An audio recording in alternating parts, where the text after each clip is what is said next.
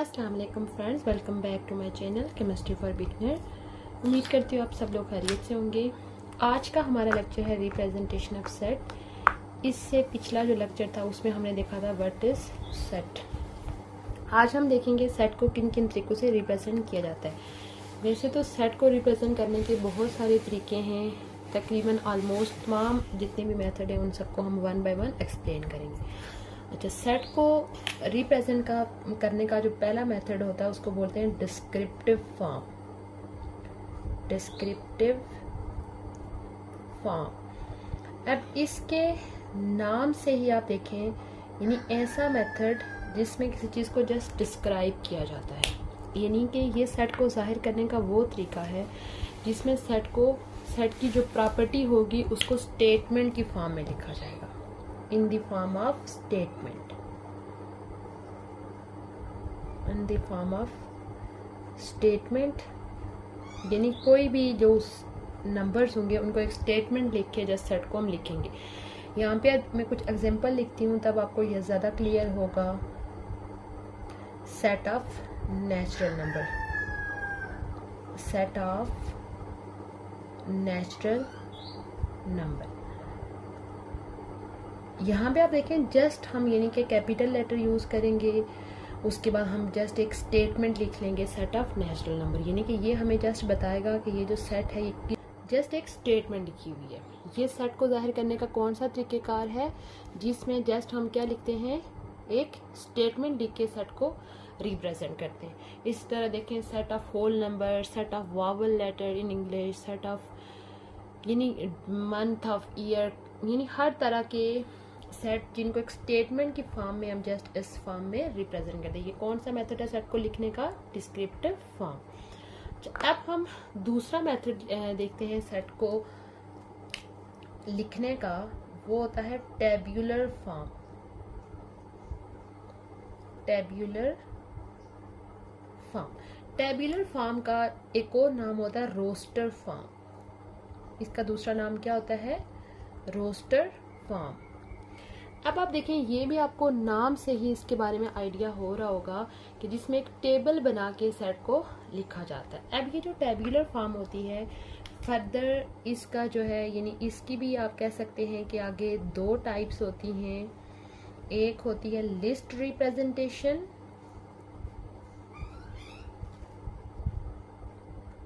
First type क्या है, list representation, और दूसरी है मिसिंग एलिमेंट रिप्रेजेंटेशन।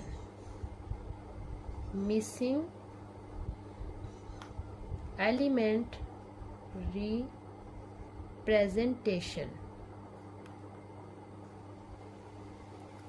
यहाँ पे आप देखें कि इसमें हम क्या करेंगे कि सेट के एलिमेंट्स को जाहिर करेंगे, यानी सेट के जितने भी एलिमेंट हैं उनको हम लिखेंगे। जैसे आप देखें सेट ऑफ नेचुरल नंबर है या सेट ऑफ अल्फ़ाबेट्स है। सपोज यहाँ पे अगर हम एक एग्जांपल लिखें, A is a set of 1 2 3 4 और 5। यहाँ पे आप देखिए हमने सेट के जितने भी एलिमेंट्स हैं उनको रिप्रेजेंट किया हुआ है। और उसके अलावा इसके लिए आपने याद रखना है कि इस फॉर्म में सेट के बाहर हम ब्रैकेट्स यूज़ करते हैं और साथ में जो एलिमेंट्स होंगे उनके दरमियान में हमने क्या लगाना है, कामा लगाना है। अब आप देखें कि ये जो मेथड है इसमें हम सेट के जितने भी एलिमेंट हैं उन सब को रिप्रेजेंट कर रहे हैं। इस मेथड को क्या बोलते हैं, लिस्ट रिप्रेजेंटेशन। या अगर हम इस तरह से लिखें, अगर कोई ये वाला सेट है, set of days of week, इसको हम कैसे लिखेंगे, Monday, Tuesday, Wednesday, Thursday, Friday, Saturday और संडे, इसको इस तरह से लिख लेंगे। अब टेबुलर फॉर्म की ही एक जो दूसरी टाइप है missing element representation. Missing element कैसे है, बाज़ औक़ात हमारे पास सेट इस तरह, ये जैसे लिखा हुआ है सेट ऑफ नेचुरल नंबर, वहाँ पे तो मेंशन नहीं है ना कि नेचुरल नंबर कहाँ तक है। तो इस तरह के सेट को हम ऐसे लिख लेते हैं, यानी कि डॉट डॉट डॉट, यानी इसके आगे यानी कि ये मिसिंग फॉर्म में हम इसको लिख लेते हैं। या अगर हम ये जो लिखा हुआ है सेट ऑफ अल्फ़ाबेट्स, इसको हम कैसे लिखेंगे, ए बी सी और इधर आगे लिखेंगे डॉट डॉट, क्योंकि ए से लेके अगर जेड तक हम पूरी ए बी सी लिखें तो ये लिखने में भी बहुत अजीब सा लगेगा और स्पेस भी इतनी नहीं होगी। इस वजह से यानी कि हम इसको इस तरह के सेट को ये मतलब उसकी इनिशियल एलिमेंट को जाहिर करके उसके आगे डॉट डॉट लगा लेते हैं, और इसके अंडरस्टैंडिंग के लिए कि इसके आगे यानी कि ए से लेके जेड तक पूरे एलिमेंट आते हैं। यहाँ पे जेड मेंशन कर लेंगे क्योंकि हमें पता है कि इसकी एंडिंग जेड तक हो रही है, इसके आगे कुछ मेंशन नहीं करेंगे। जब मेंशन हो कि यहाँ तक नेचुरल नंबर हैं तब लिख लेंगे, अदरवाइज अगर इस तरह से सेट ऑफ नेचुरल नंबर लिखा हो तब ये इसी तरह होता है, क्योंकि नेचुरल नंबर जितने भी नंबर एग्जिस्ट करते हैं वो सारे नेचुरल नंबर के अंदर आएंगे। ये थी हमारी कौन सी फॉर्म, टेबुलर फॉर्म, जिसकी फर्दर दो टाइप्स हैं, list representation and missing element representation, और जिसको रोस्टर फॉर्म भी कहा जाता है। अच्छा, उसके बाद सेट की ही जो है वो तीसरी टाइप है, तीसरी फॉर्म है, यानी सेट को रिप्रेजेंट करने की तीसरी फॉर्म, जिसको सेट बिल्डर फॉर्म कहा जाता है। सेट की तीसरी फॉर्म जिसमें सेट को रिप्रेजेंट किया जाता है उसको सेट बिल्डर फॉर्म या प्रॉपर्टी फॉर्म बोलते हैं। यानी कि इस फॉर्म में हम यानी ये भी एलिमेंट्स लिखते हैं, इसको फर्दर हम मज़ीद शॉर्ट करके लिख लेते हैं। इस फॉर्म को लिखने से पहले कुछ सिंबल्स हैं जिसके बारे में हमें पता होना चाहिए। एक सिंबल होती है ई, यानी कि ये इस तरह से ई की शेप का होता है। इसको हम क्या बोलते हैं, इसको बोलते हैं बिलोंग्स टू। इसको कैसे पढ़ते हैं, बिलोंग्स टू, या इसको हम ऐसे भी पढ़ सकते हैं एलिमेंट ऑफ। कैसे, सपोज आप देखें कि अगर हमारे पास एक ये पूरा सेट है ए, इसके एलिमेंट्स हैं स्मॉल ए, बी और सी, तो हम इसको कैसे लिखेंगे, A is a element of capital A, क्योंकि या ए बिलोंग टू ए, यानी कि ये इसका एलिमेंट है या इससे इसका ताल्लुक है। तो अगर हम देखें तो यहाँ पे एक्स, इसी सिंबल के ऊपर हम लगा लेंगे क्रॉस ए, यानी कि ये इसका सिंबल ये इसका एलिमेंट नहीं है। ठीक है, एलिमेंट ऑफ का मतलब आई थिंक आपको समझ आ गया होगा। उसके अलावा एक सिंबल होता है इस तरह का जिसको हम बोलते हैं एंड। इस सिंबल को क्या बोलते हैं, एंड। उसके अलावा ये जो सिंबल होता है इसका मतलब होता है लेस देन इस सिंबल को पढ़ते हैं। उसके अलावा ये इस साइड पे जब मुड़ा होता है इसको बोलते हैं ग्रेटर देन। उसके अलावा अगर ये लेस ये भी लिखा उसके नीचे लाइन लगी हो तो इसका मतलब होता है लेस देन इक्वल टू। यानी कि ये सारे सिंबल हैं जो कि इस फॉर्म में यूज होते हैं। इसका मतलब होता है बिलोंग टू, इसको हम पढ़ते हैं एंड, इसको पढ़ते हैं लेस देन, इसको पढ़ते हैं ग्रेटर देन, इसको पढ़ते हैं सच दैट, ये वाला नीचे डैश लगी हो, less than equal to. Suppose हमारे पास एक सेट है 1 2 3 4 5 और 6। तो यानी कि इस सेट को लिखने के लिए हमें जो है वो दो चीज़ों का अगर इल्म हो तो हम इस फॉर्म को लिख सकते हैं। वो दो चीज़ें क्या क्या हैं कि अगर हमें यानी कि पहली चीज़ जो है वो हमें किसके बारे में पता हो, प्रॉपर्टी के बारे में पता हो कि ये जो नंबर हैं ये कौन से उससे बिलोंग करते हैं। अच्छा, उसके बाद दूसरी चीज़ हमें अगर पता हो इसकी रेंज, कि ये नंबर हमने कहाँ तक लिखने हैं, तब जो है वो इस सेट को लिखना बहुत आसान होता है। सबसे पहले हम इसको कैसे लिखते हैं,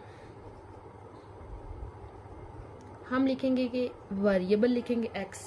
क्या लिखेंगे, x के आगे हमने ये वाला सिंबल लिखना है, इसको हम क्या पढ़ेंगे x सच दैट x। तो यानी कि वो x किस से बिलोंग कर रहे हैं, ये जो नंबर हैं वो किस से बिलोंग कर रहे हैं, ये बेसिकली क्या है, नेचुरल नंबर है। नेचुरल नंबर के लिए हम क्या लिख लेंगे, कैपिटल N लिख लेंगे। उसके अलावा उसके बाद हम ये वाला सिंबल लिखेंगे एंड। ये भी लिखा जा सकता है और बाज़ जगहों पे जो है हम इस एंड की जगह कामा भी लिख सकते हैं। उसके अलावा यहाँ पे आप देखें मेंशन किए हुए कि नंबर 1 से लेके कहाँ तक है, 6 तक है। तो इसको हम 2-3 तरीकों से लिख सकते हैं। हम फिर ये लिखेंगे कि x जो है वो हमारे पास किससे लेस है, 7 से लेस है। किससे लेस है, 7। यानी हम इसको कैसे पढ़ेंगे, x such that x belong to n and x less than 7। यानी x, पहली चीज़ हमें ये समझ आ गई कि ये जो नंबर है ये नेचुरल नंबर है और ये x जो है वो कितने से कम है, ये 7 से कम है। अच्छा, इसी चीज़ को हम एक और तरीके से लिख सकते हैं, जैसे x such that x belong to n, इसकी जगह हम लिख लें and x less than equal to 6। जब हम ऐसे लिखेंगे तो इसका ये मतलब है कि ये 7 से कम है।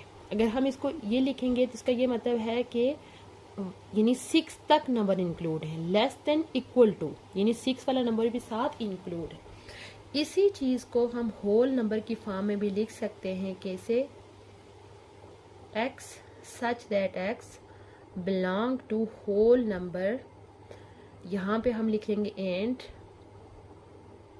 0 less than x less than 7। यानी इसका क्या मतलब होता है कि ये हमारे पास यानी कि एक ऐसे नंबर्स हैं जो कि 0 और 7 के दरमियान आ रहे हैं, 0 और 7 के दरमियान आ रही है। आप देखें एक ही सेट है, उसको 3 डिफरेंट तरीकों से लिखा जा सकता है। उसके अलावा यानी कि ये जो होल नंबर, नेचुरल नंबर, ये कैसे लिखते हैं, कुछ स्पेशल यानी सेट होते हैं जिनके लिए स्पेशल सिंबल यूज़ किया जाता है, हम वो भी देख लेते हैं। फिर आपके लिए सेट बिल्डर फॉर्म जो है वो लिखना मज़ीद आसान हो जाएगा। अब आप देखिए हमारे पास जो नेचुरल नंबर होते हैं उनके लिए लिखा जाता है कैपिटल N। नेचुरल नंबर के लिए क्या लिखा जाता है, कैपिटल N लिखा जाता है इस तरह से। और नेचुरल नंबर किधर से स्टार्ट होते हैं, 1 से स्टार्ट होते हैं। उसके अलावा जो होल नंबर होते हैं वो स्टार्ट होते हैं 0 से, उनके लिए लिखा जाता है कैपिटल W। अच्छा, उसके बाद हमारे पास जो ऑड नंबर होते हैं यानी ऐसे नंबर जिनके ऊपर 2 का टेबल नहीं जाता, उनको किससे रिप्रेजेंट किया जाता है, कैपिटल W से। उसके अलावा ऐसे नंबर जो जिनके ऊपर 2 का टेबल जाता है, उन नंबर उसको किससे रिप्रेजेंट किया जाता है, कैपिटल E से।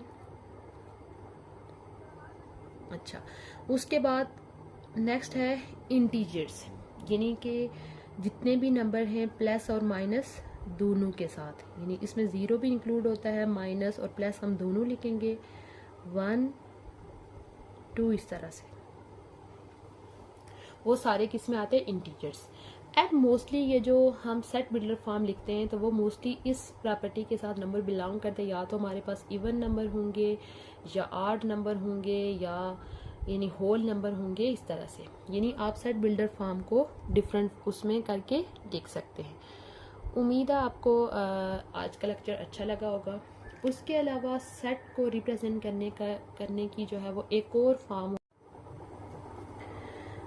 जो 4th फॉर्म है जिसको बोलते हैं वीएल रिप्रेजेंटेशन।